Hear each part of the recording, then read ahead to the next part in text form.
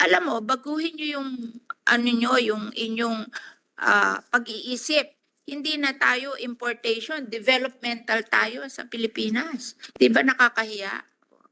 Baguhin natin yung mentality natin na yan. Oo.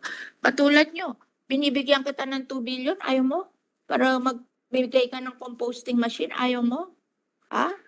Lahat sila nanghihingi sa akin ng pera, ikaw lang binibigyan ko eh. Kasi gusto ko matanggal yung 10 billion na ano tawag doon, pag-import ng chemical fertilizer, nanggigigil ako doon eh.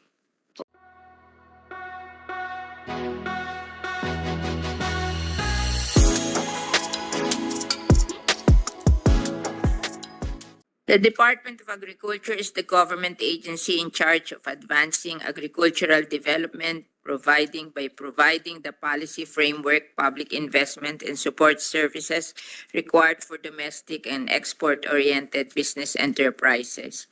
The 2024 proposed expenditure program, the DA, is 167 million, which is comprised of 164 billion new appropriations and 3.1 billion automatic appropriations, which will fund the Office of the Secretary and its 9 attached agencies and 8 attached corporations. Okay, so we now hear from you. I just want to explain to you why I'm very particular about composting our kitchen and garden waste, diba? Kasi gigil na gigil ako doon sa 10 billion budget for importation of inorganic fertilizer. Hindi ko ma-imagine na maggagasta tayo ng 10 billion for inorganic fertilizer na masama naman sa soil natin. 38% of the soil of the Philippines are degraded. And ang dami-dami natin basura. Kitchen and garden waste comprise 50% of our waste. Nagkalat lang yan. Ako since 2002, doon sa aming bayan sa Las Piñas, bumibili ako taon-taon ng composting machine out of my own money para gawing fertilizer yung aming kitchen and garden waste kasi gigil na gigil ako dyan. And nagtagumpay kami. Alam nyo, we have now in our city 89 composting facility. We produce 89 tons of organic fertilizer every month, 1 ton for each composting machine. And then, pinamimigay ko po yan sa mga farmer at saka urban gardeners na binibigyan ko sila ng libreng seeds. Kasama niyan, para magtanim sila ng gulay, para pag wala silang trabaho, hindi sila magutom at hindi sila magnakaw. Kasi nung nagkaroon ng COVID, ninanakawan pati yung aking mga composting machine na makina, ninanakaw nung aking mga kapitbahay dahil nawalan siguro ng trabaho, walang makain. Kaya binibigyan ko sila ng vegetable seeds at saka organic fertilizer para magtanim sila at nang hindi sila magnakaw. At alam nyo ba, sa aming bayan, we save 300 million a year para sa pagtatapon ng basura dahil inire-recycle namin yung aming waste. Munti nyo 300 billion a year. Isang bayan lang. Kaya ako, gusto kong gawin yan ang lahat ng bayan sa Pilipinas. Kaya panay ang pakiusap ko na imbis bili natin ng chemical fertilizer na lahat ini-import natin kasi the only chemical fertilizer company dito sa Pilipinas, sinira ng Yolanda. Kaya lahat imported. Imbis na mag-import, dilinisin na lang natin yung ating kitchen and garden waste, gawin nating organic fertilizer at libre sa mga farmer natin. Gusto kong dadating ang araw na wala na tayong import ng chemical fertilizer. Gusto ko manggaling sa ating kitchen and garden waste. Kaya pinibigyan ko ng pera itong Bureau of Soil and Water Management para mamigay sila ng composting machine. At yung supplier naman na magtuturo willing naman sila magturo kung paano gagamitin yung composting machine. Hindi na kami tinuruan. Yung binilang ko ng composting machine ang nagturo to sa aming mga trabahador kung paano gamitin yung composting machine. Bakit ayaw nyo? Itigil ko daw. gigil ako doon sa 10 billion mo eh. Oo, kasi hindi naman kailangan yun eh. At mas maganda pa ang soil. Oo. Tapos sabi ng PhilRice, yun daw compost natin, dagdagan lang natin ng animal manure, pwede na sa rice. Oo, nanggigigil na rin yung mga may animal manure eh. Lahat sila kinakausap ako, nabilhan nyo daw sila ng organic fertilizer, willing silang i-process yung kanilang animal manure para ipagbili sa inyo yung kanilang organic fertilizer. Aba, 10 billion? Nasisyak ako sa 10 billion. O, para sa importation of fertilizer. Nasisyak ako doon. Talagang ako, tinotolerate ko kayo lang doon. Ano lang yon, temporary lang yon. Yung importation natin is temporary. We use that to i-cover yung shortage natin. But the permanent solution would be that we produce our own. Hindi ba? Oh, katulad nung seeds, 10 billion din sa seeds. Samantalang kayang-kaya ng PhilRice na mag-produce together with our farmers yung inbred seeds. Ba't ayaw natin noon? Tapos meron na ngayong mga kumpanya dito sa Pilipinas that can produce hybrid seedlings. Pumupunta nga sila sa akin, pinipresent nila yung hybrid seedlings nila. Bakit tayo mag-i-import sa iba? Ba't hindi natin bilhin yung ating sarili? Para nabibigyan natin ng trabaho yung kapwa natin Pilipino na naghihirap.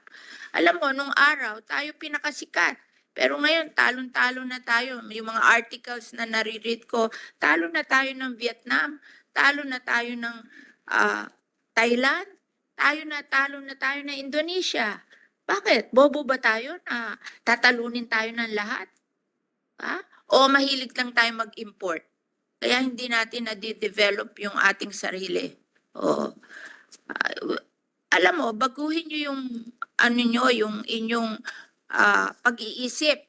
Hindi na tayo importation, developmental tayo sa Pilipinas. I-develop natin, nakakahiya. Alam nyo, pag nagbabasa ako ng article na talo na tayo ng lahat, nalulungkot ako eh. Kasi dati, tayo ang number 1 eh. Noong 1950s, tayo ngayon ang kulelat. Ang tatalunin na lang natin, Myanmar. Di ba nakakahiya? Baguhin natin yung mentality natin na yan. Katulad nyo, binibigyan kita ng 2 billion, ayaw mo? Para magbigay ka ng composting machine, ayaw mo? Lahat sila nanghihingi sa akin ng pera, ikaw lang binibigyan ko eh. Kasi gusto ko matanggal yung 10 billion na tawag doon, pag-import ng chemical fertilizer, nanggigigil ako doon eh. Kaya ako binibigay yan sa iyo. Tapos nagre-reklamo ka pa na stop daw muna. Ano yan? Ba't nyo ini-stop? Temporary lang yung importation natin ng chemical fertilizer. Dadating ang araw na tayo talaga ang gagawa ng sarili nating fertilizer at organic pa. Alam nyo, sa France, pinagbawal na nila chemical fertilizer. Ano na sila? Ano tawag nila doon? Yung natural farming. Kasi daw, yung kinikita nila sa export ng kanilang produkto out of their chemical fertilizer, ginagamit lang nila para linisin nila yung ilog nila.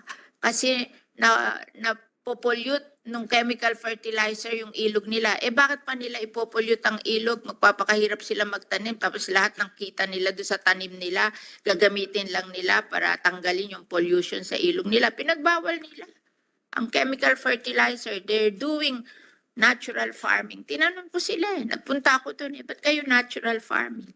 Kasi ma'am, nauubos lang ang pera namin, kalilinis ng ilog namin, lahat ng kinikita namin sa aming mga export, ginagamit lang namin para linisin ang ilog namin. Kasi yung chemical fertilizer, nakaka-pollute yan ng water. Tumutuloy yan sa ilog at napopollute ang water. So bakit natin gustong-gusto yon? Ba't gustong-gusto natin yon? Samantalang we can make our own fertilizer. Napakadali.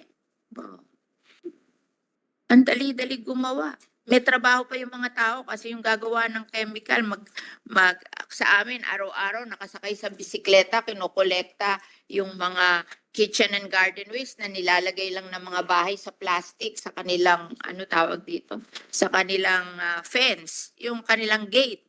Tapos yung aming trabahador, hindi nga sumasakay sa sasakyan nakabisikleta lang Kinokolekta every morning. Tapos dinadala dun sa sa kanilang composting machine na barangay based.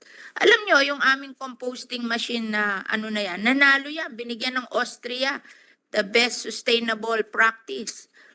Yung at pinapunta ako sa Singapore at pinag-speech ako dun sa kanilang mga bisita all over the world sa Singapore tungkol sa ating pangungulekta ng kitchen waste na kinocompose natin sa composting machine. Alam nyo, ang isang composting machine can produce 1 ton a month. So times 12, that's 12 tons a year. Times 60, that's 720,000 pesos a year nakita. Ang isang composting machine is only 800,000 pesos. So payback period is 1 year. Mahal pa nga sa inyo kasi mahal kayong bumili kaya kayo 800,000 pesos. Ako, pag ako bumili, 500,000 lang.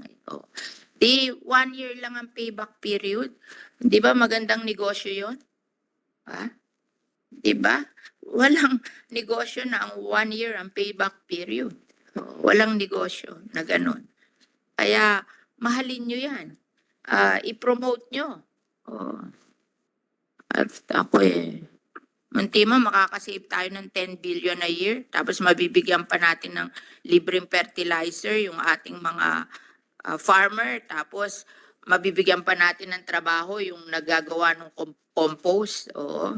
Kasi 2 empleyado isang composting machine Okay. So I wish to acknowledge the presence of Senator J.V. Hercito.